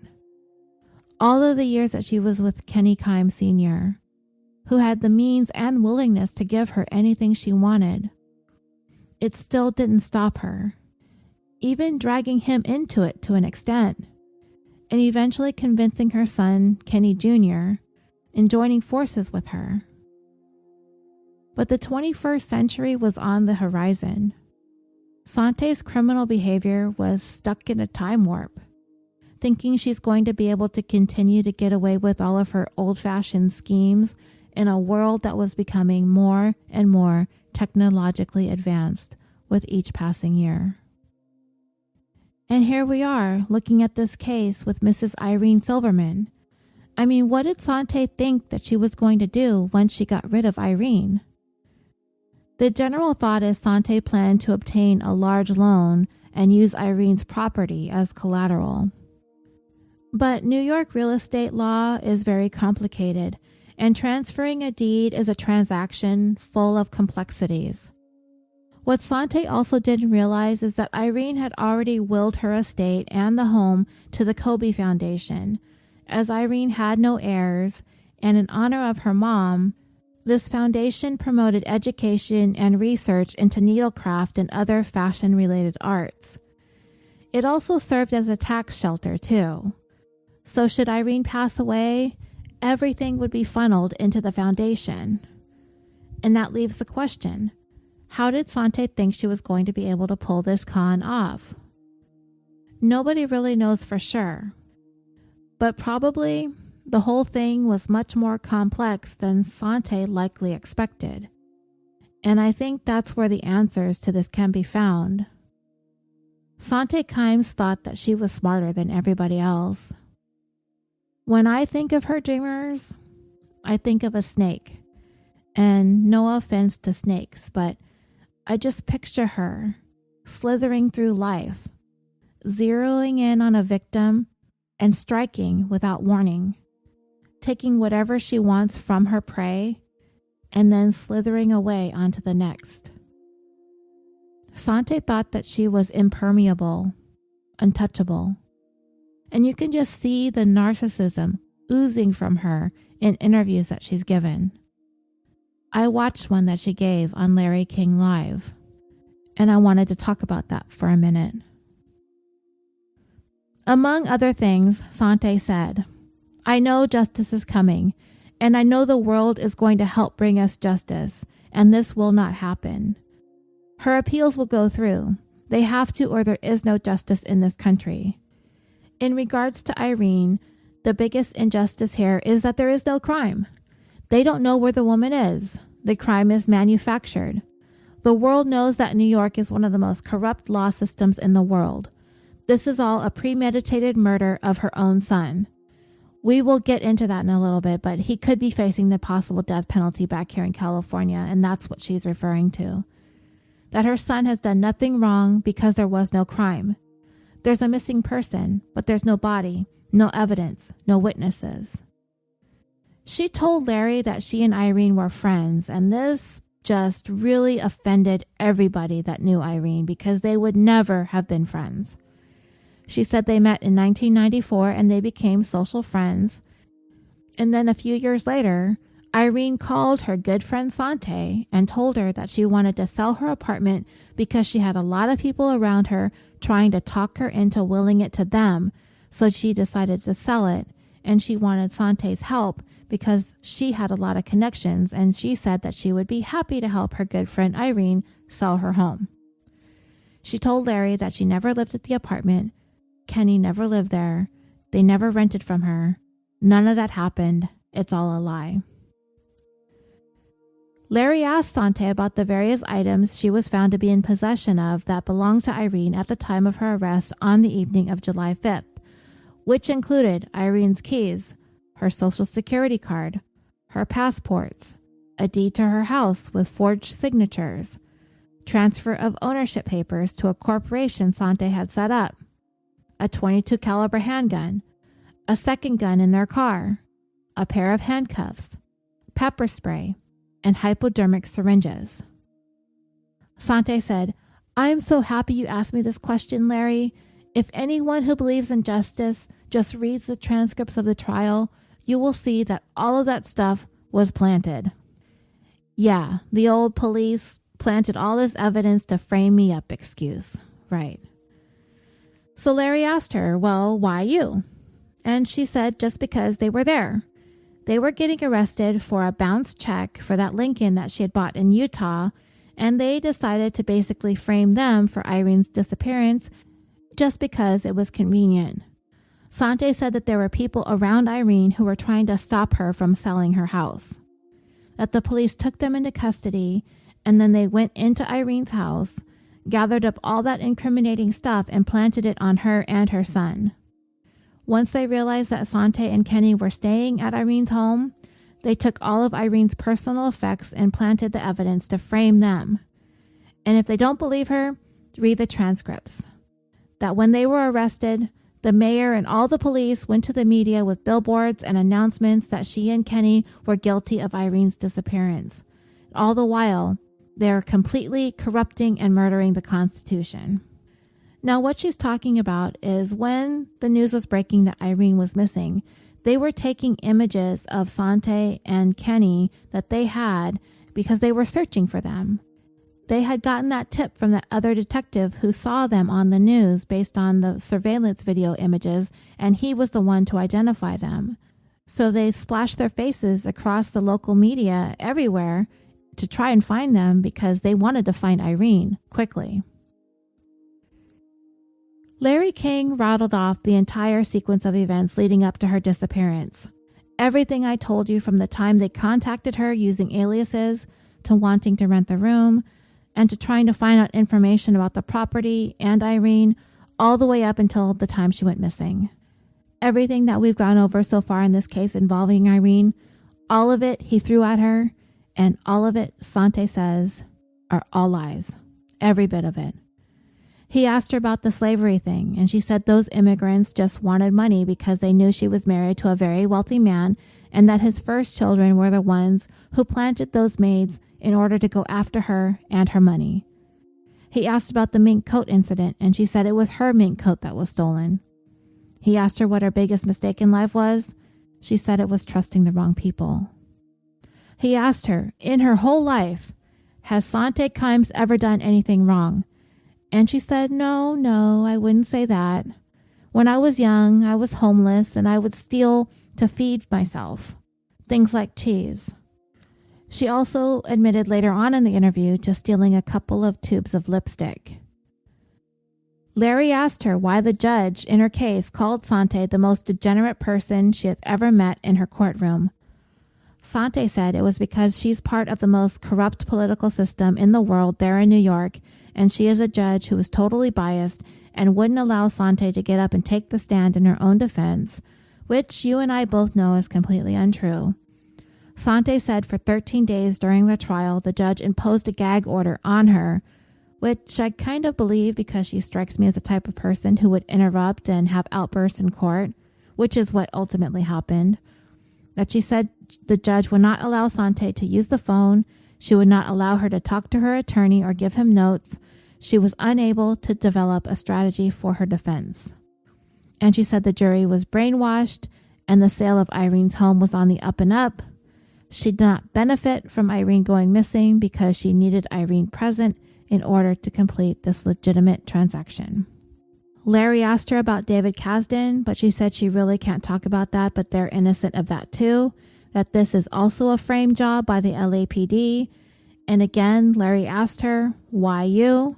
And she said, because we just happened to be the local victims, and it was a witch hunt, and another police department that's corrupt as well. In this interview, Sante Kimes repeatedly pleaded with us, the viewers, the American people, to please read the transcripts of her trial and we will see the corruption. Larry interviewed Kenny after his mom and he's pretty much saying the same things that she was saying, but he's a lot calmer. But also at the same time, he is so much like her in so many ways. When the NYPD had Sante and Kenny in custody, a portrait of exactly what they were dealing with was beginning to come together. They had two of the most dangerous criminals in the country in custody. When they laid out all of the decades of offenses attributed to Sante, this is what they got. 16 shoplifting charges, theft, forgery, fraud, larceny, using stolen credit cards, using forged credit cards, using fake social security numbers, using fake passports, arson, multiple arsons, insurance frauds, enslavement, assault. And that's just the criminal stuff. Sante had at least a half dozen civil judgments against her in New Jersey, Nevada, and California. She moved from state to state. She used a roulette wheel of identities, either stolen, impersonated, or invented. Dozens and dozens of names this woman went by, and she managed to avoid paying not a single penny to any of those judgments. She thieved, robbed, stole, pilfered, looted, pillaged, embezzled, plundered, fleeced, and cheated her way through life. And if you put together the people that she is suspected of being responsible for killing or vanishing, add serial killer to the list. In that whole interview with Larry King, which went on for about 25 minutes or so, the only illegal things Sante ever admitted to was stealing cheese and stealing lipsticks. Now remember, Sante and Kenny categorically denied that they had anything to do with Irene's disappearance, and they would question whether there is even a crime to be investigated. Repeatedly, Sante told Larry, "No body, no crime." That was like the family motto, I guess. When they were arrested, they were caught with Irene's things on them. There was no planting of evidence. Sante had a bag, remember, she was trying to push it off onto her accomplice, Stan Patterson. Between her and Kenny, they had Irene's keys, and not just one of her passports, several of them. They had her checkbook, her social security card, and other identifying documents, including old payroll stubs from when she was a chorus girl at Radio City Music Hall, as well as $10,000. In their car, the bounce check green Lincoln, they found several pistols, ammunition, 10 different styled and colored wigs, documents from about 10 people that were supposedly business associates of theirs, including the missing Elmer Holmgren, the dead David Kasdan, and the also missing Syed Ahmed. Also in the car were blank Social Security cards, power of attorney forms, real estate transfer forms, a notepad on which someone was practicing Irene's signature, handcuffs, an empty stun gun box, 2 syringes, a vial of flunitrazepam, which is a sedative, a knife, pepper spray, and an additional $30,000 in cash.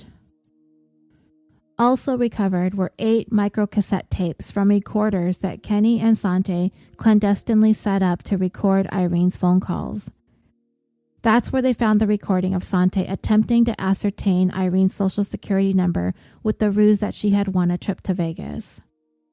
They also later turned up the forged deed transferring Irene's home to a made-up company called the Atlantis Group. And among the piles of paperwork the Kimeses had, they also had handwritten notes detailing Irene's bank accounts, business that she conducted, people that she interacted with, and who was going to be on duty the day after Independence Day. Remember Sante and those holidays that she liked to misbehave on. There were also notes regarding what to ask an attorney related to transfer of property in Manhattan, calculations involving taxes that needed to be paid when the transfer was completed, as well as a list of various aliases Sante was using while making all her various phone calls in setting up the deed transfer. And she also had a to-do list for Stan Patterson. Remember, he's the guy Sante offered a maintenance job at an apartment building in New York. Well, she was going to make him the building manager and task him with firing all of Irene's employees, evicting all of the tenants, and changing all the locks as soon as she took ownership of the building. So it's pretty clear what Sante's plans were, and the district attorney and the prosecutors on the case were convinced that they had enough evidence to prove that they are responsible for Irene's disappearance. But they were lacking 2 very important things: forensic evidence and a body. Despite this being one of the largest searches in New York history, and Mayor Rudolph Giuliani offering an $11,000 reward, and an exhaustive search through every single rubbish dump and river in New York and New Jersey, all of it turned up nothing. So what does the prosecution think happened to Irene? Well, the maid last saw her around 11:30 that morning on July 5th, when Irene asked her to walk her dog and take care of a few chores. Investigators believe it was sometime within the next hour that she was last seen that Irene was attacked just outside her office. It is likely that they used a stun gun to subdue her and then possibly used the sedative to keep her knocked out, and then she was suffocated. All of this would leave very little in the way of forensic evidence inside the home. It is believed she was wrapped in a plastic drop cloth, placed into their car, and dumped somewhere, either in a swampy area or possibly in a dumpster where she would have been taken to a landfill. And all of this was to be able to transfer ownership of Irene's home to themselves, and they got rid of her in order to be able to do it freely. And well, dreamers, this episode is already overdue and it's getting kind of long, but I didn't want to split it into 2 parts, so I'm just going to quickly sum up the story. Prosecutors had plenty of circumstantial evidence to move forward with taking both Sante and Kenny to trial for Silverman's murder. While recovering evidence in this case, they also uncovered enough for them to be taken to trial here in California for David Kasdan's murder too. Irene's trial was going to take place first since they were taken into custody there. The trial captured the nation's attention because of the fascinating aspect of this being a mother-son crime duo, and this would be the first murder case tried in New York without a body. And it probably goes without saying, that Sante Kimes was an annoying defendant. The judge ended up ordering her not to speak to the media anymore because she was caught passing a note to a New York Times reporter. In order to gain some control over Sante's court antics, the judge threatened to handcuff her if she didn't cooperate. And she levied restrictions on Sante's phone privileges, as the judge believed Sante was attempting to interfere with the jury by speaking to the media, hoping that they would see it or hear about it. Also, Sante was the one who decided not to take the stand in her own defense because the judge was going to allow for her previous enslavement conviction to be entered into evidence, and she would be subject to cross-examination regarding that. In the end, the jury found Sante and Kenny guilty of murder, along with 117 additional charges, including robbery, burglary, conspiracy, grand larceny, weapons charges, forgery, eavesdropping, all sorts of crazy stuff. And both of them were sentenced to 125 years in prison. When Sante was being sentenced, she presented a lengthy monologue, kind of like what she was doing on Larry King. She blamed law enforcement, prosecutors, even her own defense team for the frame-up. She told the court that this was another Salem witch trial and that prosecutors were murdering the Constitution. Eventually, the judge told Sante to sit down and shut up. Then the judge proceeded to tell Sante that she was a sociopath and the most degenerate person to ever be in her courtroom, and then the judge threw the book at both of them. Then a bizarre incident occurred on October 10th, 2000, while Kenny was conducting an interview with a court TV reporter, Maria Zone, when he suddenly grabbed her and held a pen to her throat, threatening to stab her. And this hostage situation lasted for hours. Kenny ordered the security staff, the cameraman, and the sound engineer out of the room. And this was all going to be for a documentary that was being filmed about him and Sante. Kenny's demand was simple. He did not want his mom extradited to California to face trial for the death of David Kasdan. After a few hours of negotiations, Kenny finally let go of the pen, and in an instant where he was momentarily distracted, they were able to get Maria out of harm's way and tackle Kenny to the ground. Kenny was finally extradited to California the following March of 2001, and Sante followed in June, both facing the possibility of being sentenced to death. 3 years later, in June of 2004, and maybe the years in jail away from his mom allowed Kenny to begin thinking more about what was in his best interest instead of what his mother commanded of him, which was nothing ever in his best interest.